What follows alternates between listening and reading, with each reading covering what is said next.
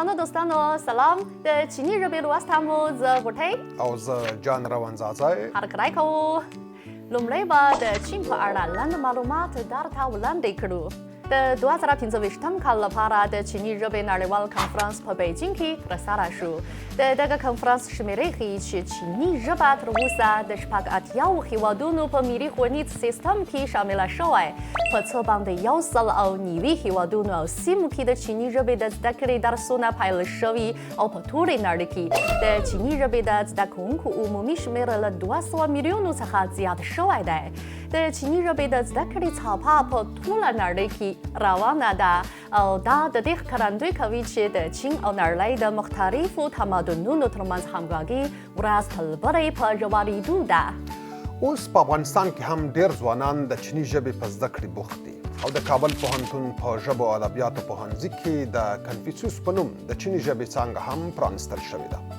ګڼو افغان محصلینو د چین د حکومت سکالرشیپونه ترلاسه کړي او د چیني ژبې د زده کړې په پار چین ته راغلي دي د ژبو زده کړه د هیوادونو ترمنځ د کلتورونو د تبادلې لپاره د پل رول لوبوي سمه ده نو راسره اوسئ موږ به د پښتو ژبې له لارې د چیني ژبې د زده کړې ویډیویي پروګرام تاسو ته وړاندې کړو څو لا زیاتو افغان دوستانو ته د چیني ژبې د زده کړې فرصت برابر شي نو ځاځي صاحب ستاسو په اند موږ باید په لومړي لوست کې دوستانو ته څه ډول معلومات وړاندې کړو فکر کوم پیل به یې پر نی هاو وکړو او د روغبړ او ستړي مشي په اړه به ځینې کلمې او جملې ووایو سمه ده سمه ده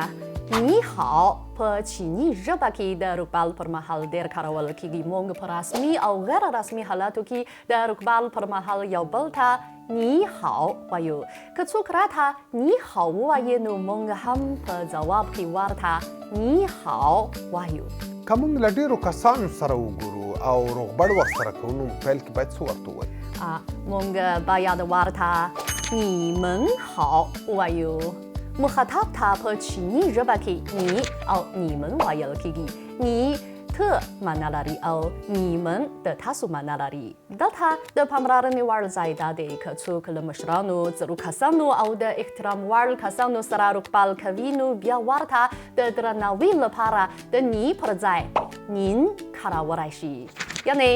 نین هاو ورته ویلی شي نین هاو سمه ده ښه تلفظ لري یو ځای به یې تمرین کړو نی هاو نی من هاو نین هاو نی هاو نی من هاو نین هاو براسره پر دې چینایان د یوې ورځې په مختلفو وختونو کې د روغبړ او لیدنې لپاره هم ځانګړې جملې وایي فکر کوم چې په پښتو کې هم داسې جملې شته هو همداسې ده موږ په سهار کې یو بل ته سهار په خیر وایو په چیني ژبه کې ورته زاوشن هاو وایي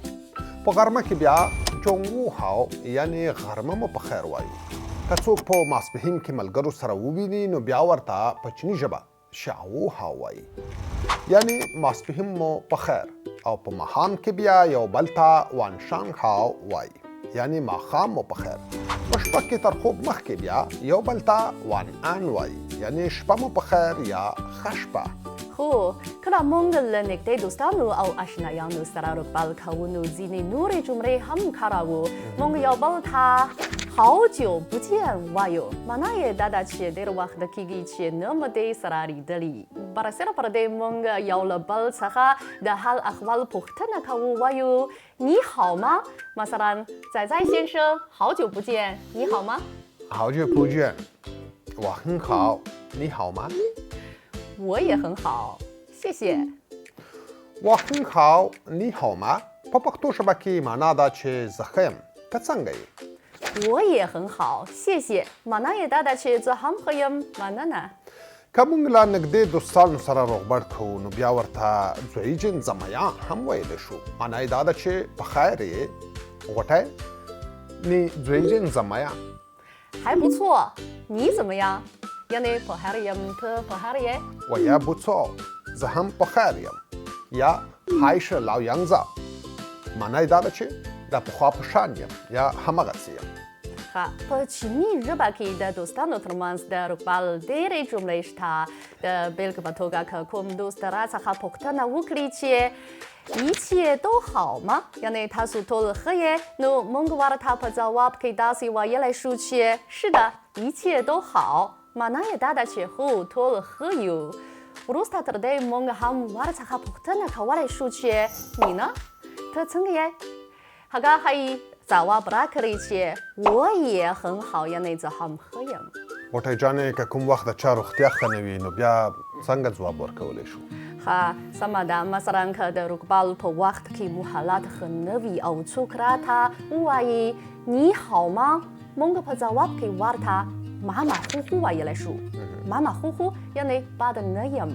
دغه راز موږ ورته一般او不太好هم ویلی شو د دې معنا هم دا ده چې بد نه یم غوټۍ یو څوک په رسمي غونډې یا فعالیت کې د وینا پیل کې ګډونوالو ته چې ډېر وي څنګه سلام یا روغبړ کولی شي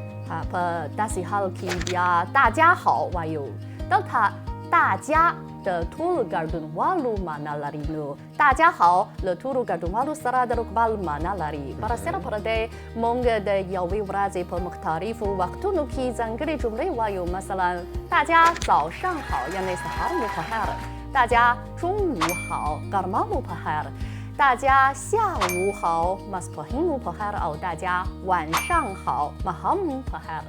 ښه د پروګرام وخت په ختمېدو دی قدرمنو دوستانو هیله ده په چیني ژبه مو د روغبړ ځینې کلمې او جملې زده کړې وي تمرین وکړئ او له ځان سره یې تکرار کړئ زموږ نننی درس په همدې ځای پای ته ورسېد ښې چارې له لیدنې مو مننه تر درس وروسته زیات تمرینونه وکړئ بریالي اوسئ